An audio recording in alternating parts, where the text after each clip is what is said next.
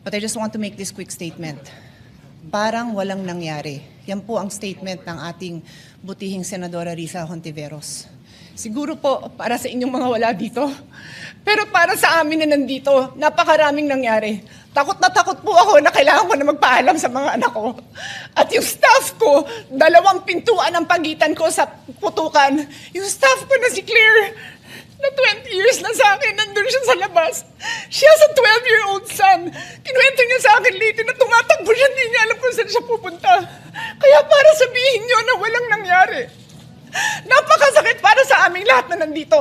And as I said, 2 pintuan na nagpo-protect sa akin sa putukan.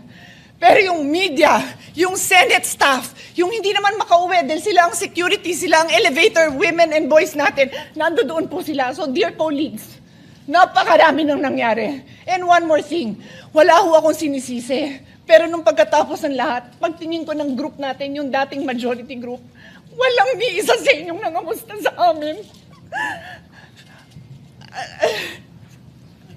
Some of you I've known for 20 years, 10 years, and I didn't even hear any of you say, "Kamusta na kayo dyan?"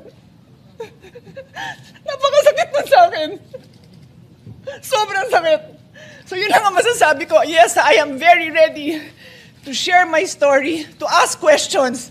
Pero kung wala ho kayo dito, huwag niyong questionin yung mga nangyari sa mga nandito. Dahil nandito kami, kasama ng staff namin, Senate staff. You have your own story. I respect that. But please respect my own story. Thank you, Mr. President. As I said earlier, I deeply respect the emotions of our distinguished colleague. It's evident that the violence that breached our halls has profoundly affected all of us. And I don't doubt, Mr. President, the leadership's personal distress over what transpired. However, when I stated that it feels now as though walang nangyari, I was not speaking about our personal feelings.